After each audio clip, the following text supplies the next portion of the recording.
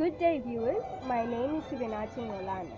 This is my digital citizenship portfolio of evidence on the 9 elements of digital citizenship,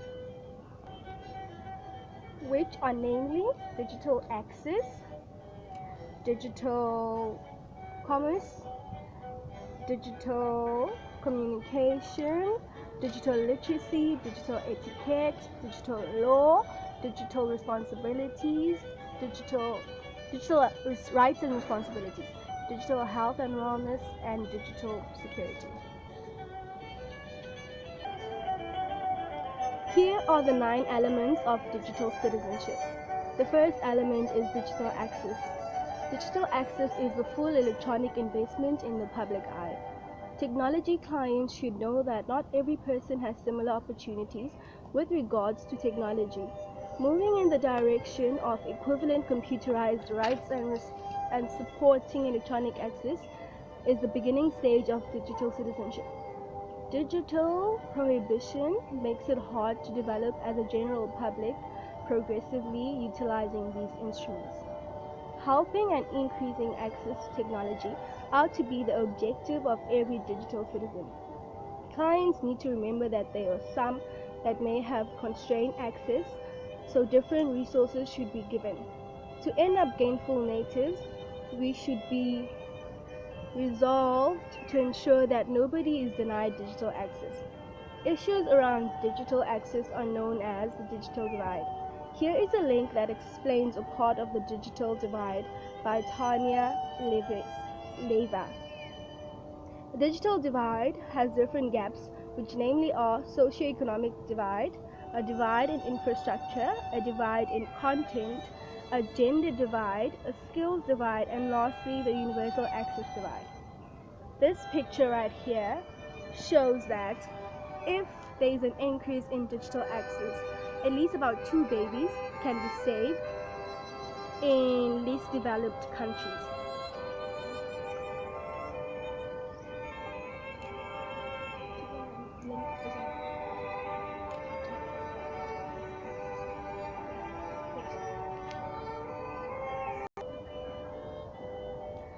The second element is digital commerce. Digital commerce is the electronic purchasing and selling of products. Technology clients need to comprehend that an enormous share of market economy is being done electronically. Genuine and legitimate trades are happening, yet the purchaser or vendor should know about the issues related with it. The standard accessibility of internet buys of toys, garments, vehicles, sustenance, and so forth has turned out to be ordinary for some clients.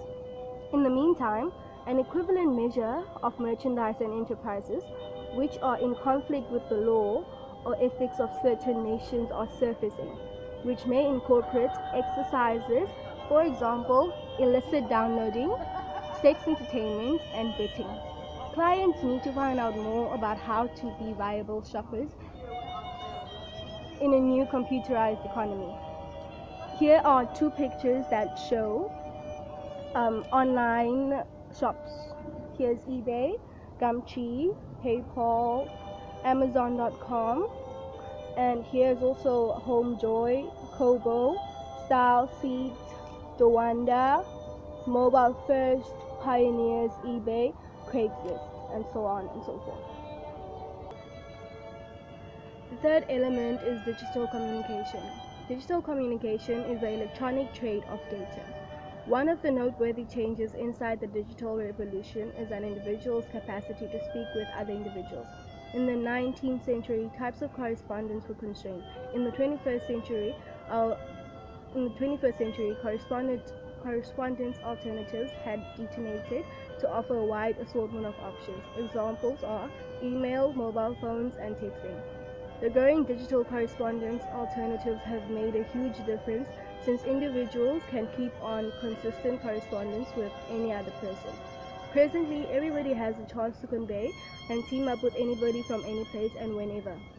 Shockingly, numerous clients have not been instructed how to settle on suitable choices when faced with such a large number of various digital communication alternatives.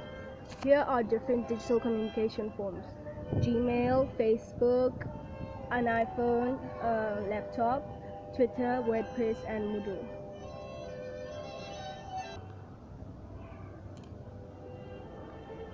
The fourth element is digital literacy. Digital literacy is the procedure of instructing and finding out about technology and the utilization of technology. While schools have gained incredible progress in the zone of technology, much still needs to be finished. A restored spotlight must be made on what technologies must be instructed just as how it ought to be utilized. New technologies are finding their way into the workplace that are not being utilized in schools. Examples, video conferencing, internet sharing spaces, for example, wikis. What's more, specialists in a wide range of occupations need quick data, without a moment to spare data.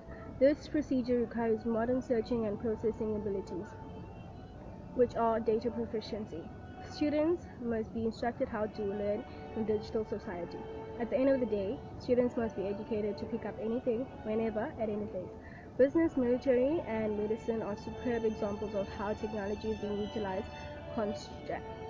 contrastingly in the 21st century. As new technologies develop, students need to figure out how to utilize that technology rapidly and fittingly. Digital citizenship includes teaching individuals in another manner. These people need a high level of data proficiency and aptitude. Here are a few digital literacy skills: critical thinking, online safety skills, digital culture, collaboration and creativity, finding information, communication and etiquette, functional skills. And that's it. The fifth element is digital etiquette or netiquette, which are the electronic guidelines of conduct and technique. Technology science frequently observe this region as a standout amongst the most squeezing issues when managing digital citizenship. We perceive improper conduct when we see it, yet before individuals use technology, they don't learn digital behavior, which is fitting behavior. Numerous individuals feel awkward conversing with others about their digital decorum. Regularly, principles and guidelines are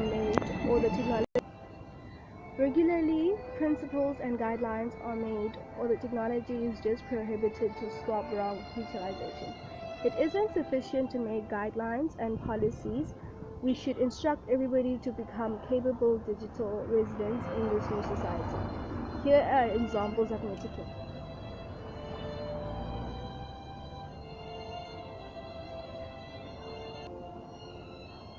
Digital law is the electronic obligation regarding activities and deeds. Digital law manages the morals of technology inside the general public. Exploitative use shows itself in type of robbery and additionally wrongdoing. Moral use shows itself through keeping the laws of society. Clients need to comprehend that stealing or making harm to other individuals' worth, character, or property online is wrongdoing. There are certain rules of society that clients should know about in a moral society. These laws apply to any individual who works or plays on the web, hacking into others' data, downloading unlawful music, counterfeiting, making dangerous worms, viruses, or making Trojan horses, sending spam, or taking anybody's identity or property is dishonest. Here is a list of digital laws that are in South Africa: the Electronic Communications and Transactions Act, the Consumer Protection Act, the Protection of Personal Information Act.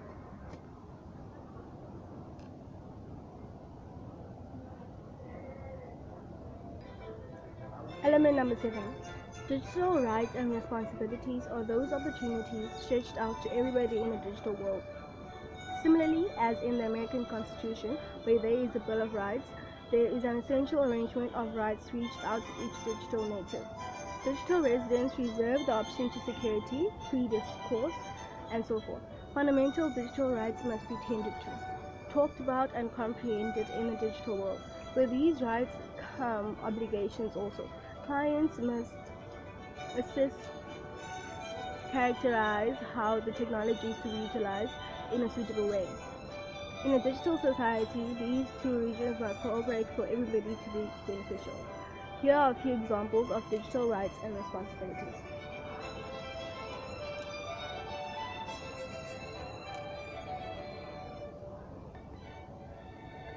Element 8, digital health and wellness, is the physical and mental prosperity in a digital technology world. Eye well-being, jury pressure disorder, and sound economic practices are issues that should be tended to in the new technological world. Past the physical issues or those of the mental issues that are ending up progressively pervasive. For example, internet dependence, cyber stalking, cyberbullying, and online distribution effect. Clients should be instructed that they are inalienable threats of technology. Digital citizenship incorporates a culture where technology clients are instructed how to secure themselves through training and preparing. Below is an example of repetitive strain injury syndrome.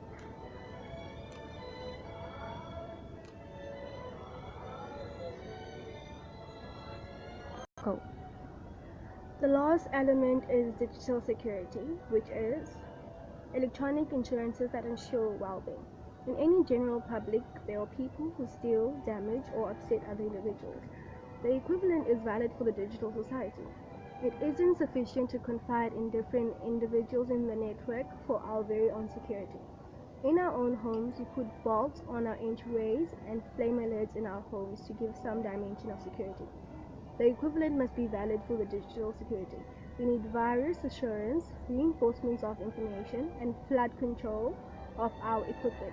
As capable natives, we should shield our data from outside powers that may cause disturbances or damage. True. From all the previous information, you can conclude that the 9 elements of digital citizenship are very useful to all digital citizens. They also make us aware about the digital world that we find ourselves in every day of our lives.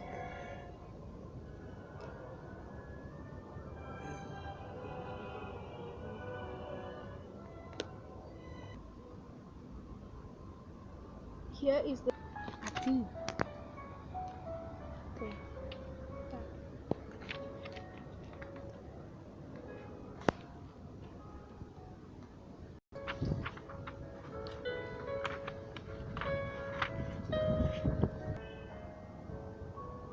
Here is the bibliography/reference list.